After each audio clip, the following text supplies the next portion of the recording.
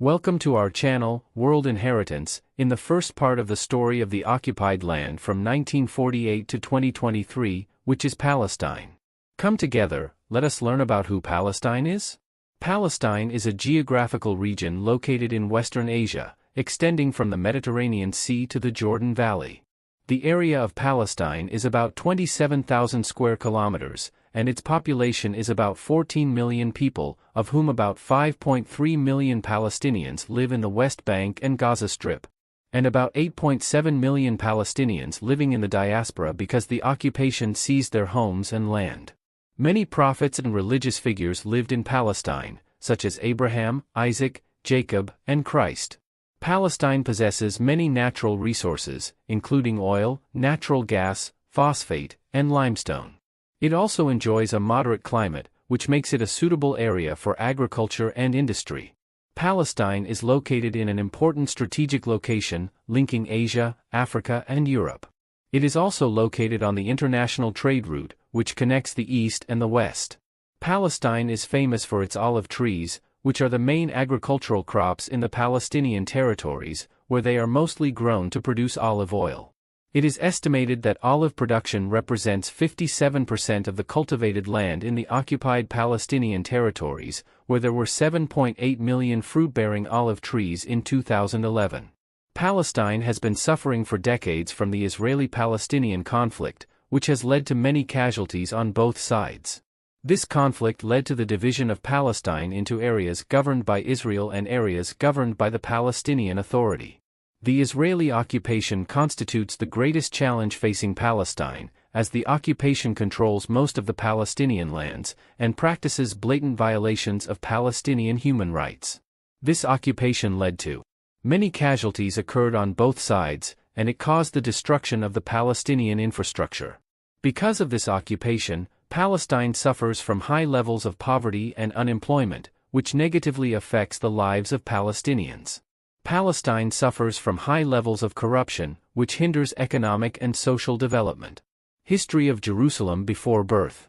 Who was the first to live in Jerusalem?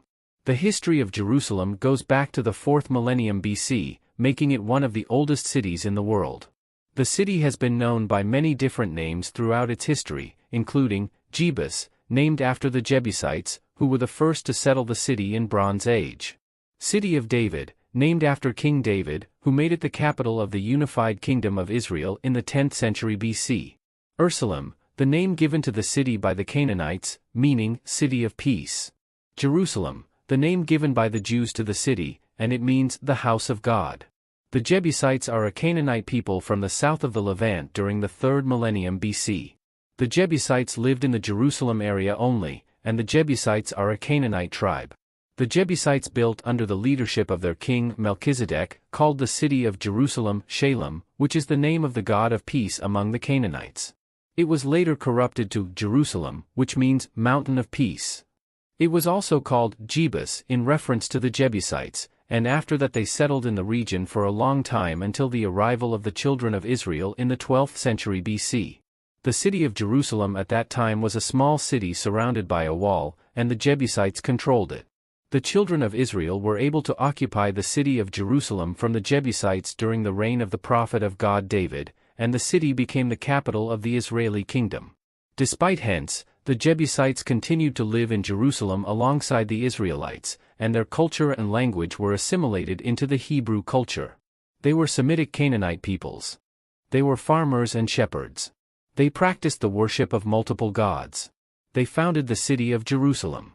After the death of the prophet of God, David, the Israelites were divided into a section in the north of Jerusalem, which was the section that deviated from God's commands, and the section of the kingdom of Judah, which was the section that worshipped God. Assyrian rule of Jerusalem. The Assyrians were a Semitic people who lived in Mesopotamia. They established a powerful empire that extended from Egypt to Iran in the 8th century BC, led by Sennacherib. In the 8th century BC, the Assyrian Empire invaded the northern kingdom of Israel, defeating the Israeli army at the Battle of Carchemish in 722 BC. Birth. In 701 BC, the Assyrian Empire invaded the kingdom of Judah, the remaining Jewish state in Palestine. King Hezekiah successfully defended the city, and was able to push the Assyrians to retreat. Sennacherib besieged the kingdom of Judah in Jerusalem for 2 years and was unable to succeed in entering it, but he was able damage to it. However, the Assyrians defeated the kingdom of Judah again in 586 BC, and completely destroyed the city of Jerusalem.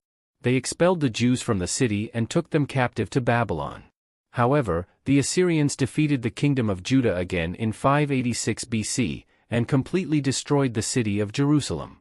They expelled the Jews from the city and took them as captives to Babylon. The Babylonians completely destroyed the city and expelled the Jews from Jerusalem. In Babylon for about 70 years. The Persians ruled Jerusalem.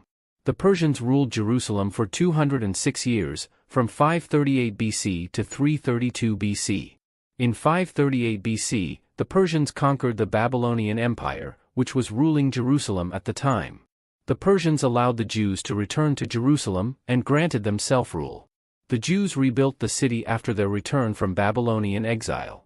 They began rebuilding the Second Temple in Jerusalem, which was completed in 515 BC and introduced the modern Hebrew language. Jerusalem flourished during Persian rule. It has become a center for the Jewish religion, and has become home to a number of holy places.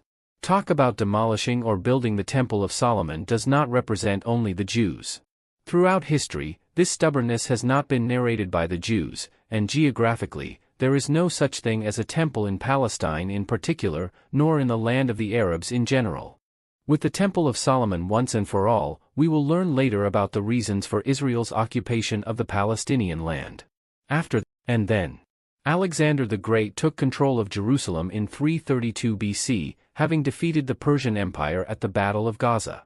This event marked the end of Persian rule in Jerusalem. At that time, Jerusalem was an important city in the Middle East, and a center of religion and commerce. The Holy Temple, which was considered the holiest place in the Jewish world, was located in the city.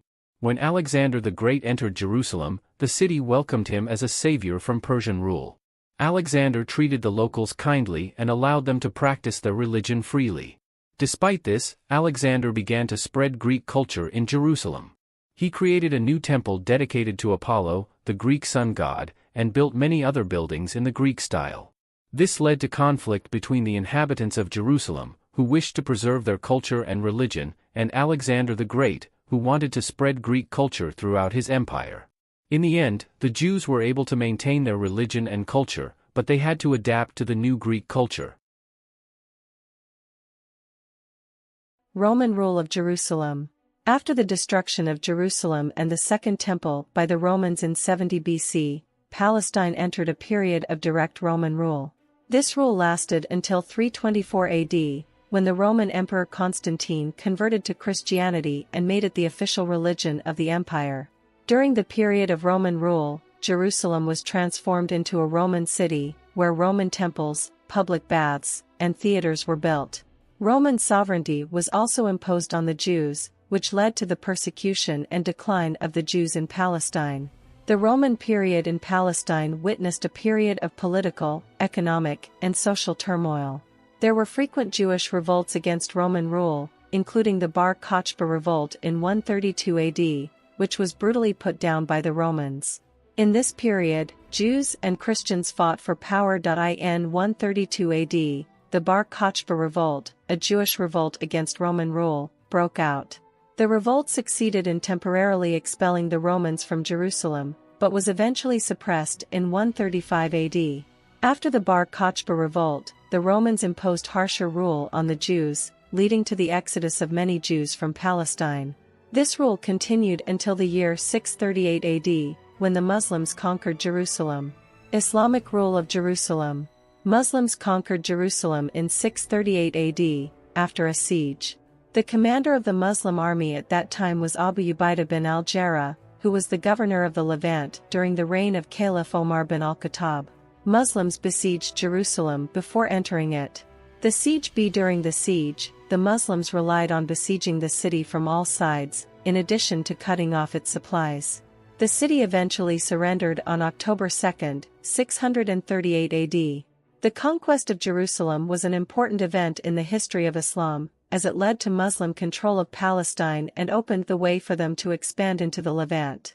Muslims pledged to respect all holy sites in Jerusalem, whether Islamic, Christian or Jewish. Many mosques, schools, and hospitals were built in Jerusalem during this period.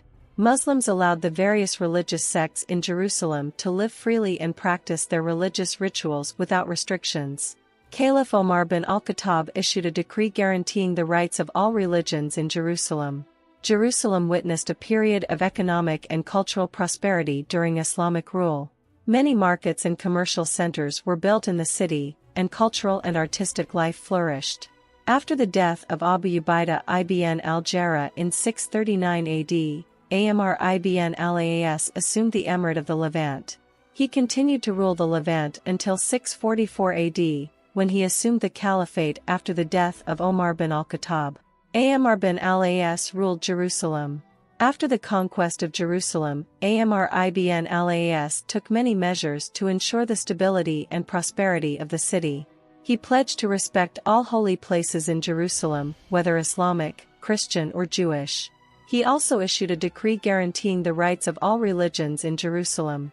Building the Omar bin al-Khattab Mosque. The mosque is located in Damascus Gate Square, and it is believed to be the first mosque built in Jerusalem after the Islamic conquest. The Dome of the Rock Mosque. The mosque is located in the Holy Mosque, and it is believed that the Prophet Muhammad ascended to heaven from this place. Encouraging religious diversity, Amr ibn al-As allowed the different religious sects in Jerusalem to live freely and practice their religious rituals without restrictions. Economic and cultural prosperity. Jerusalem witnessed a period of economic and cultural prosperity during the rule of Amr ibn al-As. Many markets and commercial centers were built in the city, and cultural and artistic life flourished. Amr ibn al-As's rule in Jerusalem continued for 5 years, until 644 AD. The rule of Muawiyah ibn Abi Sufyan. After the death of Amr ibn al-As in 644 AD, Muawiyah ibn Abi Sufyan, who was the governor of the Levant during the reign of Caliph Uthman ibn Affan, assumed power in Jerusalem. Muawiyah bin Abi Sufyan continued to rule Jerusalem until 661 AD, when he assumed the caliphate after the death of Uthman bin Affan. Among Muawiyah's achievements, he issued a decree affirming the rights of all religions in Jerusalem. He strengthened relations between Muslims and Christians in the city. He built many mosques and schools in the city. Muawiyah bin Abi Sufyan continued to rule Jerusalem for 17 years, from 644 AD to 661 AD. Jerusalem was ruled by the Umayyad caliphs, who ruled from Damascus.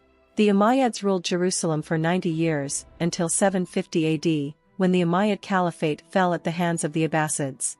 Yazid bin Muawiyah ruled Jerusalem for 9 years, from 661 AD to 680 AD. Yazid bin Muawiyah was the son of the Umayyad Caliph Muawiyah bin Abi Sufyan.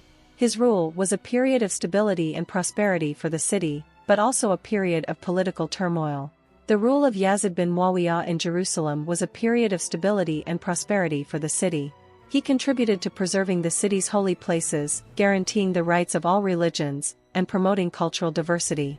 The rule of Yazid bin Muawiyah Jerusalem was distinguished by many achievements, including: he completed the construction of the Dome of the Rock Mosque, which was begun by his father, Muawiyah bin Abi Sufyan. He built many mosques, schools and hospitals in the city. He strengthened relations between Muslims and Christians in the city. But Yazid bin Muawiyah's rule in Jerusalem was also a period of political turmoil. The Hussein bin Ali revolution broke out in Iraq, which led to the killing of Hussein in Karbala. This exacerbated disputes among Muslims, leading to the end of Umayyad rule in 750 AD. Abd al-Malik ibn Marwan ruled Jerusalem for 22 years, from 683 AD to 705 AD. Abd al-Malik ibn Marwan was the 6th caliph of the Umayyads, and he ruled from Damascus. His rule was a period of stability and prosperity for Jerusalem, and he contributed to strengthening the city's position as an important religious and cultural center in the Islamic world. Abdul Malik bin Marwan's rule in Jerusalem was a period of stability and prosperity for the city. He contributed to preserving the city's holy places, ensuring the rights of all religions, and promoting cultural diversity.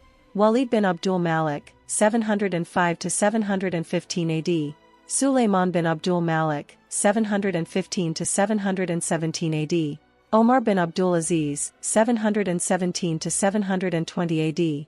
Yazid bin Abdul Malik, 720–724 AD, Hisham bin Abdul Malik, 724–743 AD, Al-Walid II bin Yazid, 743 AD, Sulayman II bin Yazid, 743 AD, Omar bin Yazid, 744 AD, Yazid III bin Al-Walid, 744 AD, Ibrahim bin Al-Walid, 744 AD, Marwan II, 744–750 AD. The Umayyad Caliphate ended and the Abbasid Caliphate began. Abbasid Caliphate 750–1258 AD. 37 Abbasid caliphs ruled from 750 AD to 1258 AD, when Baghdad was destroyed by the Mongols. Below is a list of the names of the Abbasid caliphs. The form of rule of the Abbasid Caliphate within Jerusalem was that of the governor, a civil servant appointed by the Abbasid Caliph to rule the city. The governor was responsible for managing the city and ensuring security and peace in it. He was also responsible for collecting taxes and submitting them to the Caliph. The rule of the Abbasids in Jerusalem was a period of stability and prosperity for the city. The Abbasids contributed to preserving the city's holy places, strengthening relations between Muslims and Christians, and supporting economic and cultural development. The Abbasid Caliphate was divided into several eras. The Golden Age of the Abbasid state, 750 to 861 AD. This era was the Golden Age of the Abbasid Caliphate, during which the state witnessed great progress in all fields, including science, arts, and architecture. Late Abbasid Empire, 861–1258 AD. This era witnessed a gradual decline in the power of the Abbasid Caliphate, as it was exposed to several challenges, including internal unrest and foreign intervention. The end of the Abbasid Caliphate came in 1258 AD, when it was destroyed by the Mongols. After the Abbasid Caliphate, Jerusalem was ruled by many Islamic countries, including the Fatimid Empire, 909–1171 AD. The Fatimids ruled Jerusalem from 969 AD to 1071 AD, and made it the capital of their state. The Fatimids contributed to the construction of many religious and cultural buildings in the city, including the Omar bin al-Khattab Mosque. The Ayyubid Empire, 1171–1250 AD. The Ayyubids ruled Jerusalem from 1187 AD to 1250 AD, and expelled the Crusaders from the city. The Ayyubids contributed to preserving the holy places in the city and strengthening relations between Muslims and Christians. Mamluk state, 1250–1517 AD. The Mamluks ruled Jerusalem from 1250 AD to 1517 AD, and defended it from Crusader and foreign attacks. The Mamluks contributed to the construction of many religious and cultural buildings in the city, including Khan al-Khalili. The Ottoman Empire, 1517–1917 AD. The Ottomans ruled Jerusalem from 1517 AD to 1917 AD, and made it the capital of the Ottoman state in Palestine. The Ottomans contributed to preserving the city's holy places and strengthening relations between Muslims and Christians. Muslim rule in Jerusalem was distinguished by many achievements, including preserving the holy places in the city. Muslims were keen to preserve the holy places in Jerusalem, including Al-Aqsa Mosque and the Dome of the Rock. Strengthening relations between Muslims and Christians. Muslims contributed to strengthening relations between Muslims and Christians in Jerusalem, and ensuring the rights of all religions in the city. Supporting economic and cultural development. Muslims contributed to supporting economic and cultural development in Jerusalem, transforming it into an important religious and cultural center in the Islamic world. Muslim rule in Jerusalem continued for 1,300 years, until its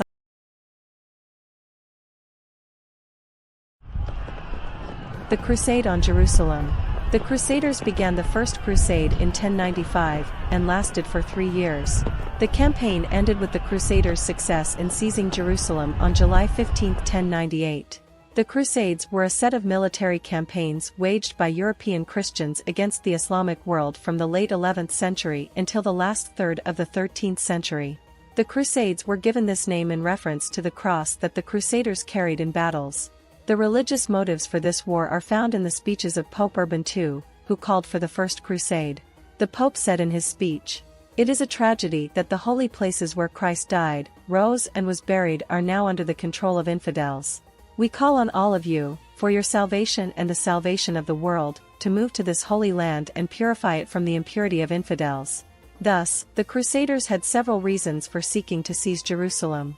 These religious, political and economic reasons, along with other factors, were behind the outbreak of the Crusades. Political motives. The Crusades were also a means of European expansion into the Middle East. The Crusaders hoped to create a Christian empire in the East. Economic motives. The Crusades were also an opportunity for European merchants to expand their trade with the Middle East. Capturing Jerusalem would have enabled them to access the Eastern markets more easily. Many parties participated in the Crusades, including Crusaders. They are European Christians who participated in the Crusades. They were from different social classes, from peasants to nobility. Their main goal was to capture Jerusalem and other holy lands that were under Muslim control. Muslims. They are the ones who defended the Holy Lands against the Crusaders. They were from various Islamic sects, from Sunnis and Shiites to Druze. Byzantine Empire. The Byzantine Empire was an ally of the Crusaders in some of the Crusades. It sought to help the Crusaders fight the Muslims who were expanding in Anatolia. Italian trading cities, such as Venice and Genoa, supported the Crusaders in some Crusades. It was seeking to secure trade routes with the Middle East. Muslims defended the Holy Land against the Crusaders under the leadership of several Muslim leaders, including Atabeg of Mosul, Imad al-Din Zengi. Imad al-Din Zengi was one of the most prominent Muslim leaders in the Crusader resistance. In 1144, he was able to regain the city of Edessa from the Crusaders, which sparked the spirit of Islamic resistance in the region. Nur al-Din Zengi. Nur al-Din Zengi was the son of Imad al-Din Zengi. He continued his father's path in the Crusader resistance, and in 1154 he was able to seize Damascus, which enabled him to unify the Levant under his rule. Saladin al-Ayyubi. Saladin al-Ayyubi was one of the most famous Muslim leaders in the Crusader resistance. In 1187, he was able to defeat the Crusaders in the Battle of Hattin and seize Jerusalem. In addition to these leaders, there were many other Muslim leaders who contributed to the Crusader resistance, among them Muwaffaq al-Din Arslan Shah. Muwaffaq al-Din Arslan Shah was the emir of Aleppo. He fought the Crusaders in many battles, and in 1164 he was able to defeat them in the Battle of Hadith. Saif al-Din Ghazi II. Saif al-Din Ghazi II was the emir of Aleppo. He fought the Crusaders in many battles, and in 1175 he was able to defeat them in the Battle of Haram. Al-Zahir Bey Bars. Al-Zahir Bey Bars was the Sultan of Egypt. He fought the Crusaders in many battles, and in 1268 he was able to capture the city of Acre, the last stronghold of the Crusaders in the Levant. Muslims used many methods to resist the Crusaders, including jihad. Jihad was the main method used by Muslims to resist the Crusaders. Jihad was a call to fight for the sake of God, and it was based on the religious spirit of Muslims. Unity. Muslims needed unity in order to confront the Crusaders. Muslim leaders worked to achieve unity among Muslims, and they succeeded in doing so to a great extent. Military strategy. Muslims had high military capabilities. They used many military methods to resist the Crusaders, such as using catapults and warships. As a result of Islamic resistance, Muslims were able to repel many crusades, and were eventually able to expel the Crusaders from all the Holy Lands, except for the city of Acre, which fell in 1291. The liberation of Akka was led by Mamluk Sultan al-Ashraf Khalil bin Kalawan. The siege of Akka began on April 4, 1291, and continued for 2 months. The Muslims used catapults and warships during the siege, and they succeeded in destroying the Crusader fortifications. On May 18, 1291, the Muslims were able to enter Acre and defeat the Crusaders. Thousands of Crusaders were killed, and thousands more were captured. The liberation of Acre was a major victory for Muslims, and it had a major impact on the balance of power in the region.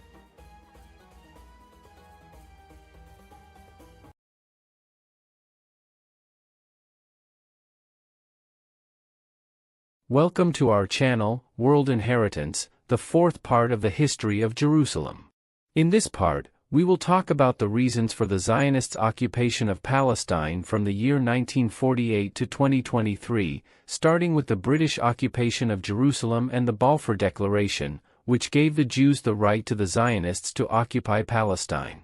Who is called the Pope of the Jews? Theodor Herzl, founder of the Zionist movement, played a major role in the migration of Jews to Jerusalem. Herzl believed that the Jews needed a homeland of their own, and that Palestine was the right place for that. In 1896, Herzl published his book The State of the Jews, in which he called for the creation of a Jewish state in Palestine. This book inspired many Jews to immigrate to Palestine.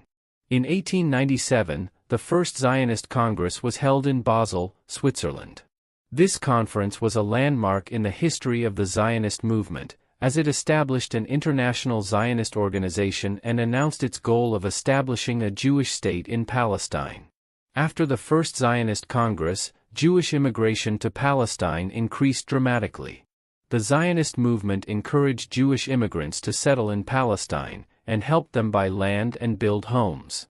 The First Zionist Congress was a conference held in Basel, Switzerland, from August 29 to August 31, 1897. The conference was a landmark in the history of the Zionist movement, as it established an international Zionist organization and declared its goal of establishing a Jewish state in Palestine. The conference was chaired by Theodor Herzl, founder of the Zionist movement. The conference was attended by about 200 delegates from all over the world. The conference passed a resolution stating that the goal of Zionism is to establish a national homeland for the Jews in Palestine guaranteed by common law. The conference also established an international Zionist organization, which was later called the World Zionist Organization. In 1917, Britain issued the Balfour Declaration, which promised to create a national home for the Jews in Palestine. This promise helped promote Jewish immigration to Palestine, as many Jews believed that the Balfour Declaration represented an important step towards achieving their goal of creating a Jewish state. In 1948, the State of Israel was established. This allowed Jews to immigrate to Israel freely, greatly increasing the Jewish population in Jerusalem. Based on the above, it can be said that Herzl played a major role in the migration of Jews to Jerusalem. His belief in the necessity of establishing a Jewish state in Palestine, and his activity in the Zionist movement, were among the most important factors that led to an increase in Jewish immigration to Jerusalem. What is the Balfour Declaration? The Balfour Declaration is a public statement issued by the British government headed by Arthur Balfour, then Foreign Secretary, on November 2, 1917, to Lord Rothschild, the leader of the British Jewish community. The declaration affirmed the British government's support for the establishment of a national homeland for the Jewish people in Palestine. The text of the statement was as follows. His Majesty's government view with favor the establishment in Palestine of a national home for the Jewish people, and will use their best endeavors to facilitate the achievement of this object, it being clearly understood that no action shall be taken which would be prejudicial to civil or religious interests, the rights of non-Jewish communities existing in Palestine, or the rights and political status enjoyed by Jews in any other country. Main points of the Balfour Declaration. She affirmed Britain's support for the establishment of a national homeland for the Jewish people in Palestine. It recognized the rights of non-Jewish communities in Palestine. It affirmed the rights and political status of Jews in other countries. Impact of the Balfour Declaration. The Balfour Declaration was a major turning point in the history of the Zionist movement. It encouraged the immigration of Jews to Palestine. He helped pave the way for the creation of the State of Israel in 1948. The Balfour Declaration has been controversial since its issuance. Some hailed it as a step forward in recognizing Jewish national aspirations. Others criticized it as a betrayal of the Palestinian Arab people and the beginning of the process of their displacement. What did the Jews do in Palestine in 1948? The Jews did the following, announcing the establishment of the State of Israel. On May 14, 1948, David Ben-Gurion, the interim Israeli Prime Minister, announced the establishment of the State of Israel. This declaration was issued in Tel Aviv, after the British mandate over Palestine ended. The outbreak of the First Arab-Israeli War, the announcement of the establishment of the State of Israel led to the outbreak of the First Arab-Israeli War. 5 Arab countries participated in this war: Egypt, Jordan, Syria, Lebanon, and Iraq. Israel's control over most of Palestine. During the war, Israel controlled most of Palestine, including East Jerusalem. This led to the displacement of hundreds of thousands of Palestinians, who became refugees. The Palestinian Nakba, the 1948 displacement of Palestinians, is referred to as the Palestinian Nakba. This Nakba had a profound impact on the Palestinian people, and contributed to the continuation of the Arab-Israeli conflict to this day. After the establishment of the occupying state in 1948, the Arab-Israeli conflict continued. Israel fought several wars with neighboring Arab countries, and was eventually able to expand its control over the Palestinian territories. Below are some of the major events that occurred in Palestine after 1948. These are some of the events that occurred after 1948. Suez War, 1956 war broke out between Israel, Egypt, France, and the United Kingdom. The war ended with a truce, and Egypt regained control of the Suez Canal. Six-Day War, 1967 war broke out between Israel, Egypt, Syria, and Jordan. The war ended in a landslide victory for Israel, as it took control of the West Bank, Gaza Strip, and the Golan Heights. October War, 1973 war broke out between Israel, Egypt, and Syria. The war ended with a truce, and Israel regained control of most of the territory it lost in the Six-Day War. Camp David Accords, 1979 Israel and Egypt signed a peace agreement, in which Israel recognized Egypt's sovereignty over the Sinai, and ceded control of the Sinai Peninsula. Oslo Accords, 1993 Israel and the PLO signed a peace agreement, in which Israel recognized the PLO as the legitimate representative of the Palestinian people, and began a process of negotiations on the establishment of a Palestinian state. These events led to major changes in the situation in Palestine. Israel's control over the Palestinian territories has expanded, and there are a greater number of Palestinians living under Israeli occupation. Below are some of the measures taken by Israel after 1948. Israel built Jewish settlements in the West Bank and Gaza Strip. This settlement expansion has been a major source of tension between Israel and the Palestinians. Israel used military force to suppress Palestinian resistance. These practices have led to many Palestinian victims. Israel imposed a system of apartheid between Israelis and Palestinians. This system has led to the marginalization of Palestinians in all aspects of life. Based on the above, it can be said that the Zionist occupation of Palestine after 1948 had a profound impact on the region. It led to the expansion of Israel's control over the Palestinian territories, and to increased tension between Israel and the Palestinians. What is the Oslo Accords? The Oslo Accords were signed in 1993 between Israel and the Palestine Liberation Organization. This agreement paved the way for the establishment of a Palestinian state. Below are some of the main events that occurred after the Oslo Accords in Palestine. Below are some of the major events that occurred after the Oslo Accords in Palestine. The Palestinian National Authority was established in 1994. The Palestinian Authority was granted limited control over parts of the West Bank and Gaza Strip. Intifada. When was the first Intifada in Palestine? The first Palestinian Intifada began on December 8, 1987, and ended on September 13, 1993. This Intifada was a popular Palestinian protest against the Israeli occupation of the Palestinian territories. The Intifada was characterized by the use of stones as a main weapon in the confrontation with the Israeli army. The first spark of the Intifada was an Israeli truck driver running over a group of Palestinian workers at the Erez checkpoint, which separates the Gaza Strip from the rest of the Palestinian territories. This led to the martyrdom of 4 Palestinian workers. The uprising quickly spread throughout the Palestinian territories, and extended to occupied Jerusalem. The Intifada faced severe repression by the Israeli army, resulting in the martyrdom of more than 1,500 Palestinians and the wounding of more than 70,000.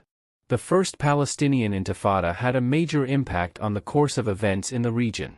It led to the international community's recognition of the right of the Palestinian people to self-determination, and also paved the way for the Oslo Accords that were signed between the Palestine Liberation Organization and Israel in 1993. When did the Second Intifada against the Zionists break out?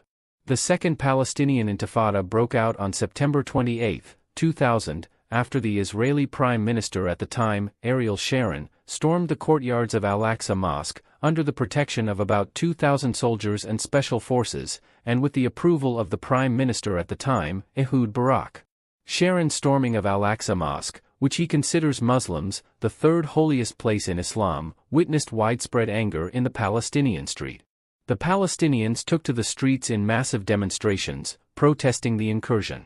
The Second Intifada developed rapidly, and the pace of military actions escalated between the Palestinian factions and the Israeli army.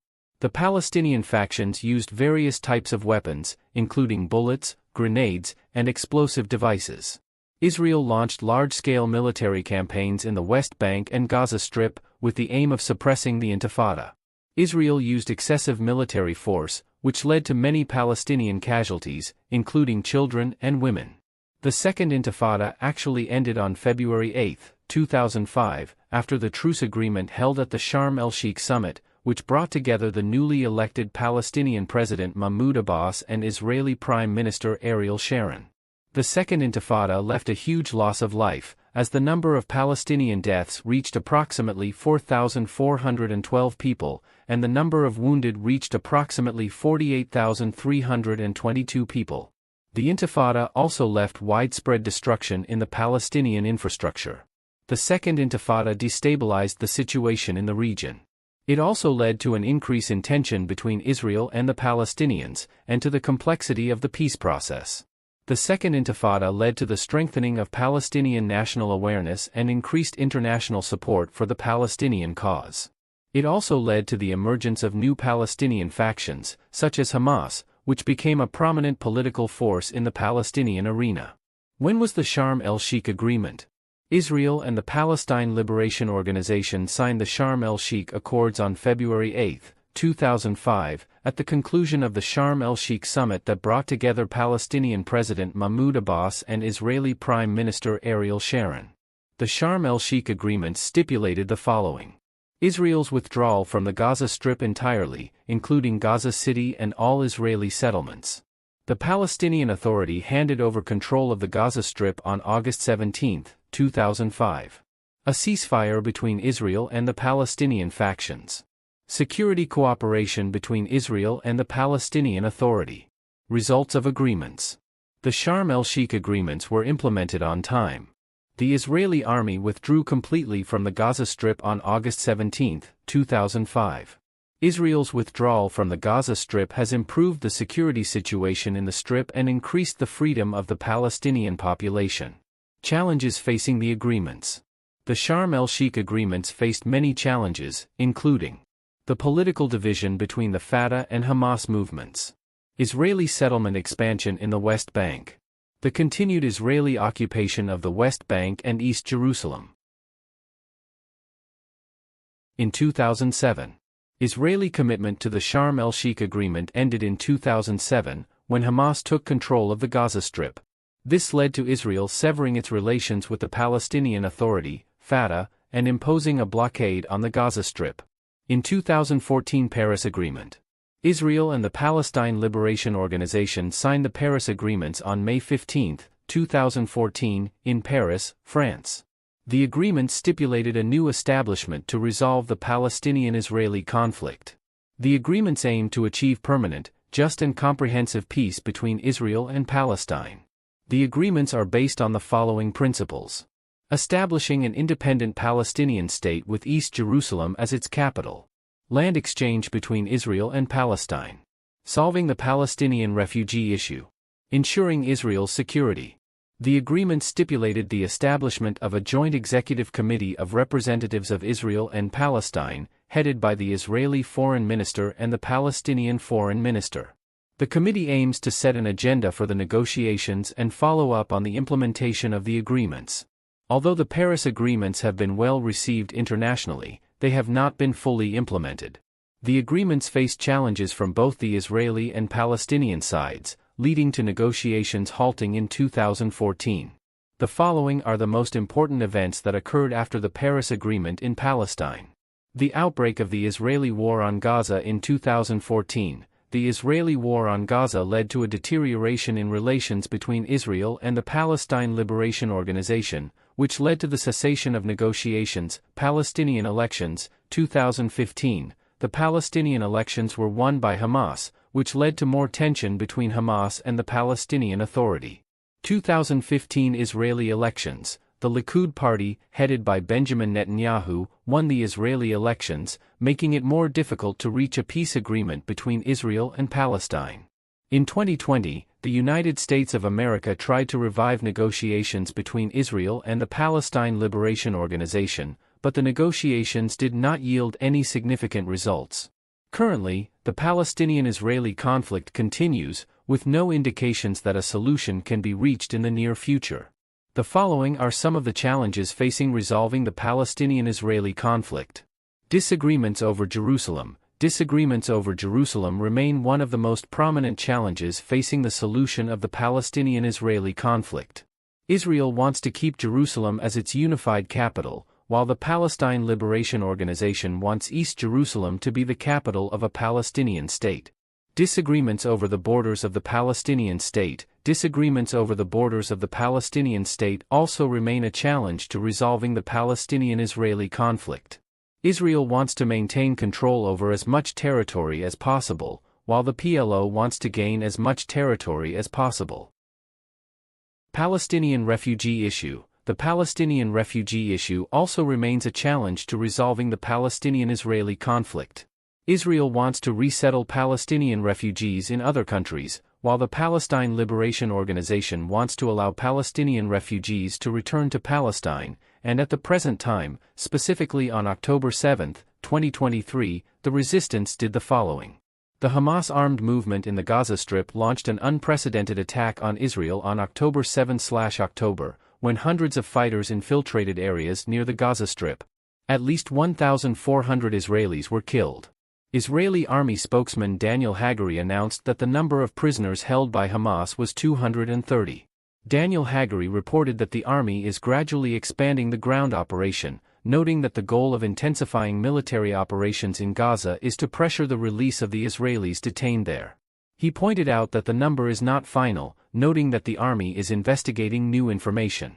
The number also does not include 4 hostages that Hamas released, namely the mother and her daughter Judith and Natalie Ronan last week, and the elderly Yeheved Lifshitz and Nurit Cooper. Israel dealt with this by cutting off water, electricity and food for 2 million Palestinians for about 42 days in a row while they were defenseless and without weapons. They were supposed to be there safe in their homes. On Saturday evening, November 18, 2023, the Ministry of Health revealed a new toll of Palestinian deaths and injuries in Gaza and the West Bank as a result of the outbreak of conflict between Hamas and Israel on October 7. The Ministry of Health said that the death toll rose to 12,012 people, while the number of wounded reached about 32,300. The death toll among health personnel reached 205, and 36 from the civil defense, in addition to more than 215 wounded health workers, and more than 60 ambulances, 55 of which were damaged and out of service. All of this changed the number of Palestinian prisoners held by the Zionists. Prisoners' institutions, the Prisoners' Affairs Authority, the Palestinian Prisoners Club, the Adamir Foundation for Prisoner Care and Human Rights, and the Wadi Hilwa Center, Jerusalem, documented 2070 cases of arrest in the West Bank, including in Jerusalem during the month of October 2023, including 145 children and more than 55 women. And this is not the last. There are more and more crimes committed and are being committed by Israel over the course of 75 years of brutal occupation. The question here is, for what sin kills defenseless people? And children, women, and the elderly? I would like to conclude the video with the saying of the best of human beings, Muhammad, may God bless him and grant him peace. The messenger of God, may God bless him and grant him peace, advised us regarding wars. He said, do not cut down a tree, and do not kill a woman, a boy, a newborn, an old man, or a sick person. Do not mutilate corpses, and do not go to extremes in killing. And do not demolish a temple and do not destroy an inhabited building. Even camels and cows should not be slaughtered except for food. He also commanded us to be kind to the prisoner and to honor him and feed him. As Hamas does with the prisoners, O God, grant victory to Palestine, the mighty, the powerful.